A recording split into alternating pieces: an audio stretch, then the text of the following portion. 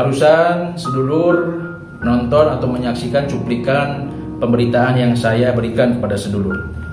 Itu fenomena yang sangat langka gitu ya, tidak masuk akal gitu. Sebelumnya saya menyampaikan ini, perlu diketahui saya tidak membenci orang yang melakukan sesuatu. Maksud saya tidak membenci secara personal. Ketika kita membenci seseorang, cobalah jangan membenci kepada orangnya, tapi kepada sifat yang dilakukannya. Cukup itu aja. Karena ketika kita benci kepada orang lain, itu masalah juga buat kita. Itu penyakit juga buat kita tentunya. Jadi ketika kita benci kepada orang atau orang lain siapapun itu, jadi jangan benci kepada orangnya. Hanya istilahnya tidak suka kepada perilaku sifat yang dilakukannya, itu aja. Baik, ini fenomena masalah yang dilakukan oleh pria. Aduh ya Allah. Ya, sebelum istilahnya menyaksikan video yang ini, ya masalah onani, coba saksikan yang ini dulu. Ya, 1 tahun yang lalu saya pernah membahasnya masalah cara berhenti onani. Yang ini, nah ini 1 tahun yang lalu saya upload. Dan istilahnya sebelum menyaksikan ini juga ada video terbaru dari saya mengenai tips cara berhenti onani dan efek dari kebiasaan onani yang dilakukan oleh orang-orang yang memang ingin berubah tentunya. Ya, banyak orang istilahnya yang konsul ke saya masalah perkara seperti ini, karena memang yang video pertama itu yang 1 tahun yang lalu ramai sekali. Ya, sekitar hampir 2 juta view penonton, 1,8 lah seperti itu, menuju 2 juta. Jadi banyak manfaatnya, alhamdulillah ya. Alhamdulillah saya bersyukur kepada Allah Subhanahu wa taala.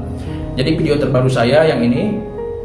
Nah, sebelum menyaksikan yang ini silakan tonton dulu yang ini, karena di sini juga banyak sekali manfaat. Ini khusus bagi orang yang sudah menikah tapi melakukan tindakan yang sama. Tapi bagi orang yang belum menikah pun silakan ditonton, dibagikan juga, insya Allah bermanfaat, menjadi hikmah kebaikan untuk kita semuanya. Baik, kita lanjut membahas masalah perkara yang seperti ini. Ini masalah yang di luar akal gitu ya. Ada laki-laki istilahnya melakukan tindakan perkara yang tidak senonoh dan melakukannya di tempat umum. Coba bayangkan oleh kita semuanya melakukan tindakan seperti itu di tempat umum gitu. Ada yang sambil bawa motor, ada juga yang sengaja ke lokasi, entah itu pikirannya kemana. Ya, coba secara akal sehat ini kita berpikir sama-sama. Masuk akal nggak? Orang melakukan onani biasanya sembunyi-sembunyi. Ya, orang melakukan tindakan keburukan biasanya sembunyi-sembunyi.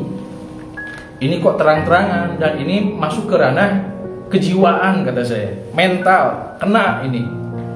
Jadi dianggapnya mungkin onani ini perkara hal yang biasa, padahal saya pernah membahas di video-video sebelumnya, ini penyakit batin. Ya, perlu istilahnya pengarahan secara kebatinan tentunya. Ya, atau istilahnya kita konsultasi ke orang yang memang paham dalam masalah kebatinan, atau ke psikolog lah.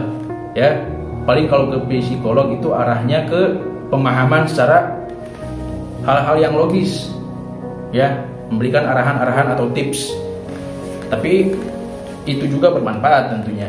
Jadi masalah yang dialami oleh orang-orang seperti itu ini sudah masuk ke tahap yang sangat-sangat memuncak gitu.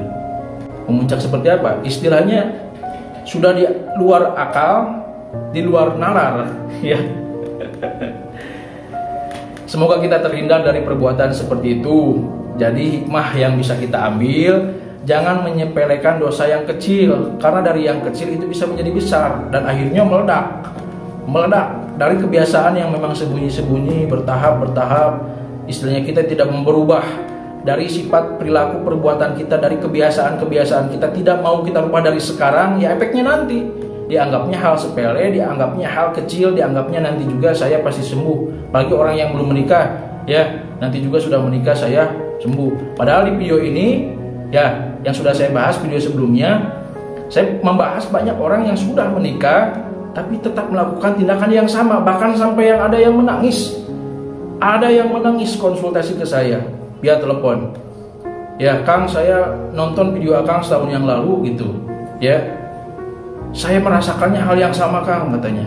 Memang waktu dulu saya istilahnya menganggap hal seperti ini hal biasa. Tapi kok lambat laun saya serasa memang seperti yang diucapkan Akang katanya. Serasa diperkosa gitu. Setiap selesai saya melakukan, saya selalu menyesali sebetul-betulnya menyesali gitu. Sangat amat menyesalinya gitu. Tapi saya juga aneh sendiri. Kok saya selalu melakukannya lagi gitu. Alhamdulillah istilahnya beliau melakukan tindakan atau arahan dari saya melakukan bina batin selama 3 hari dengan sungguh-sungguh. Ingat, apa-apa juga harus dengan sungguh-sungguh, dengan niat-niat yang memang betul-betul niat. Jangan mencoba-coba, ya. Jangan hanya asal coba-coba, tapi harus betul-betul antara pikiran, hati, dan ucapan kita itu harus sinkron. Saya pengen sembuh. Ya, Allah tidak akan merubah suatu kaum ketika kaum itu tidak mau merubahnya sendiri. Jadi kita juga harus adanya ikhtiar.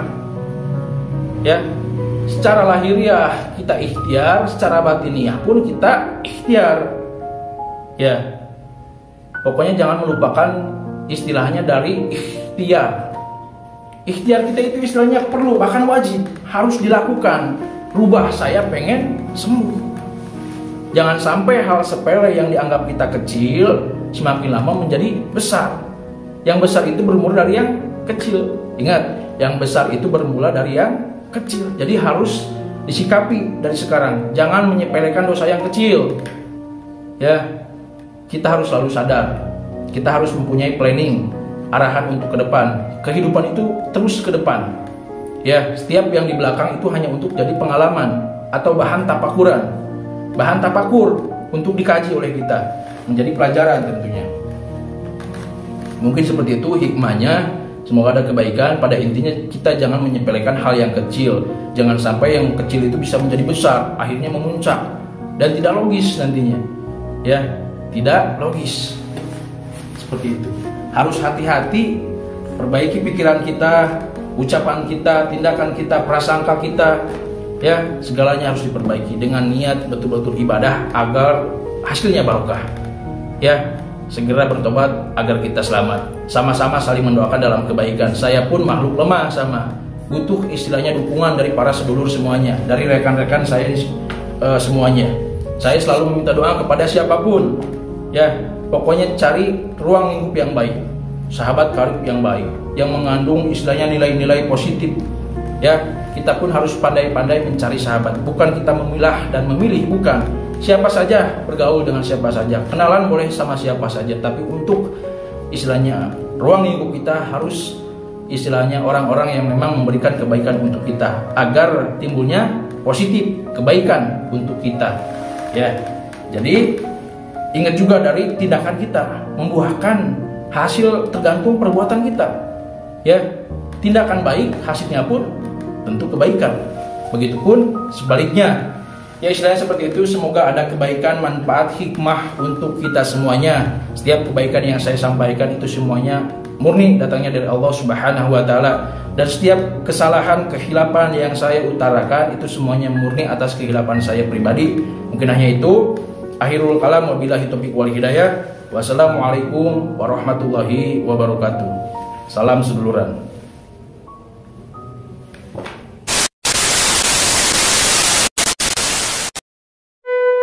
Thank you.